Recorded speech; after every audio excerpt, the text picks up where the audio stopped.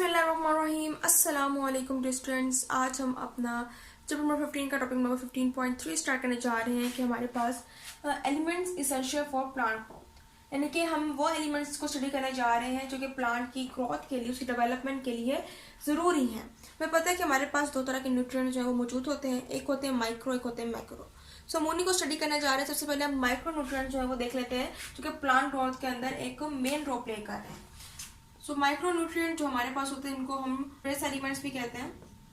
तो नाम से पता चल रहा है माइक्रो न्यूट्रिएंट मीन कि हमारे पास ऐसे न्यूट्रिएंट्स जो कि कम अमाउंट में हमें चाहिए हो, ओके, वो हमारे पास माइक्रो न्यूट्रिएंट है। यानी कि प्लांट ग्रोथ के लिए जो हमारे पास न्यूट्रिएंट है वो माइन्यूट अमाउंट में हमें चाहिए हो, या फिर वो थोड़ी अमाउंट में उसकी जो प्लांट है उसकी ग्रोथ जो है, डेवलपमेंट जो वो हो जाए, वो हमारे पास माइक्रो न्यूट्रिएंट है।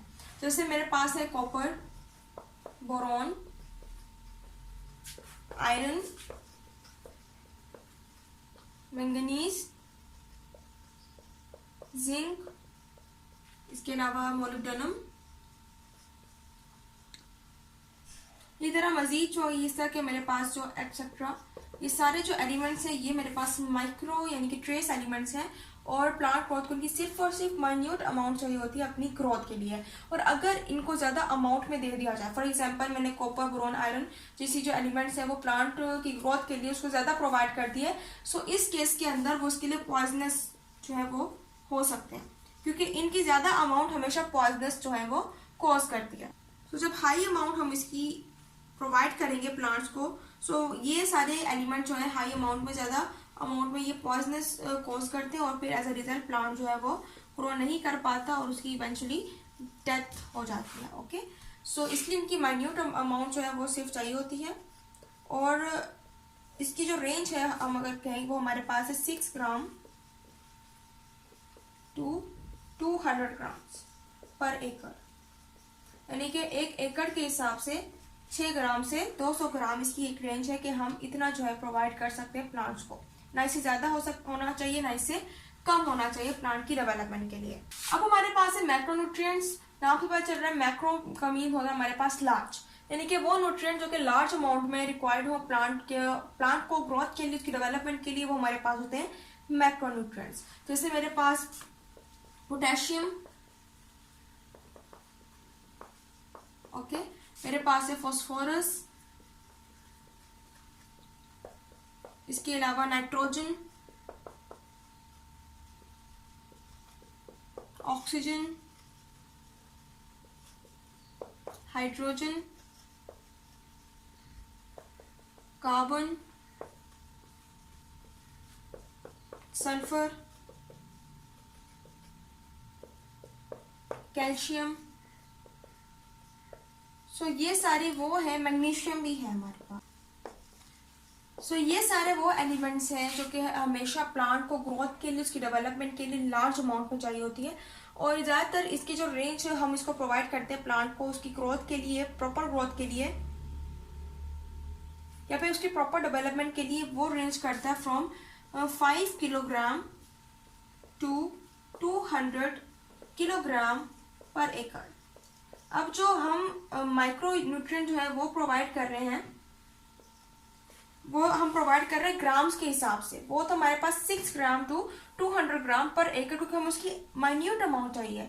लेकिन जो हमारे पास मैक्रो न्यूट्रिएंट्स हैं हम उनको किलोग्राम जो है उनकी अमाउंट के अंदर हम क्या करेंगे, प्रोवाइड करेंगे पर एकड़ के हिसाब से प्लांट को, ताकि वो प्रॉपरली ग्रोथ भी कर सके और उसकी डेवलपमेंट भी कम्प्लीटली हो सके। सो अब हम चलते हैं जी रिक्वायरमेंट ऑफ फर्टिलाइजर की तरफ, कि एक तो हमारे पास माइक्रो न्यूट्रिएंट्स है, एक मैक्रो न्यूट्रिएंट्स है, लेकिन हम कहते हैं जो हमारे पास सोर्स है इनका ज्यादातर वो फर्टिलाइजर होते हैं। ऐसे बहुत से कंपाउंड्स हैं जिनके अंदर हमारे पास डिजायर्ड एलिमेंट्स मौजूद होते हैं जो कि हमें प्लांट को देने होते हैं, उनको रिक्वायर्ड होते हैं, लेकिन हर कंपाउंड फर्टिलाइजर नहीं होता है। हर कंपाउंड जिसके अंदर हमारा डिजायर्ड एलिमेंट मौजूद है, जो हम चाहते हैं कि वो प्लांट को मिले, तो वो फर्टिलाइजर नहीं होता है। फर्टिलाइजर हमारे पास एक ऐसा कंपाउंड है जिसके अंदर हमारे पास एलिमेंट तो मौजूद हो, लेकिन किस फॉर्म में मौजूद हो, वो वाटर सोल्यूबल फॉर्म में मौजूद हो।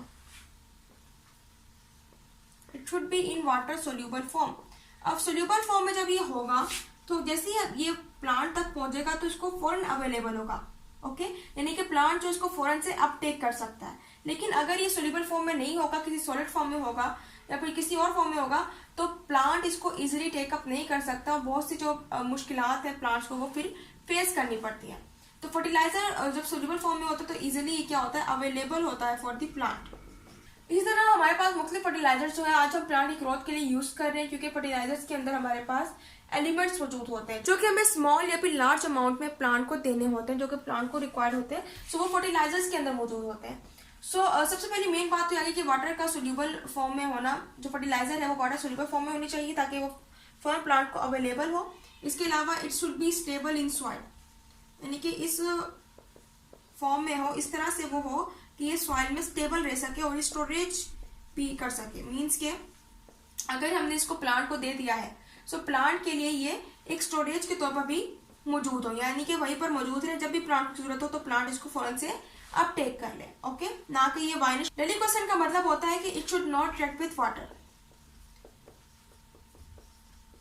यानी कि ये वाटर जब हम पानी को दें तो ये वाटर के साथ रिएक्ट भी ना करें और ना ही वाटर को एब्जॉर्ब करें। ओके, क्योंकि जब भी एब्जॉर्ब करेंगे तो प्लांट के लिए वाटर नहीं बचेगा और जब ये रिएक्ट करेंगे तो तब भी मुख्तलिफ जो प्रॉब्लम्स है प्लांट्स को फेस होती है, फिर वो वाटर उसको रिक्वायर्ड नहीं होता है, वाटर उसके लिए अवेलेबल नहीं होता है। इसलिए it should not be delegation. इसके अलावा it should be not set to hardy stony material with time, and time के साथ साथ ये ना हो कि ये एक हार्ड स्टोन मटेरियल की शक्ल में जो है वो चेंज हो जाए, तब्दील हो जाए। इसलिए ये हमेशा वाटर सोल्यूबल फॉर्म में होना चाहिए ताकि फॉर प्लांट इसको अवेल कर ले और should be stable in soil, soil में रह सके और मतलब कि इसके ऊपर कोई अटैक भी ना कर सके, सिर्फ प्लांट जो इसको अपटेक कर सके। और स्टोरेज जो है इसके अंदर होना चाहिए, स्टोरेज यूज वाला सिस्टम्स में होना चाहिए ताकि प्लांट जिसको इजिली जो है वो अपटेक कर सके जब उसको जरूरत हो। और डेलिकेशन नहीं होना चाहिए, मीन्स के वाटर के साथ रिएक्ट करने वाला नहीं होना चाहिए। It should be not absorber, या ना ही ये पानी को एब्जॉर्ब करने वाला होना चाहिए। और ऐसा हमारे पास फर्टिलाइजर होना चाहिए जो कि वक्त के साथ साथ इसकी जो शेप है या फिर इसकी जो फॉर्म है वो चेंज ना हो, क्योंकि ऐसे बहुत से फर्टिलाइजर जो है वो क्या होते हैं, हार्डी मटेरियल में चेंज हो जाते हैं विद द टाइम।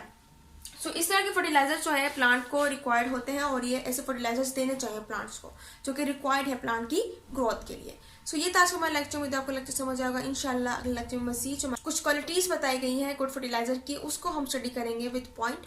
सो तब तक के लिए अल्लाह हाफिज।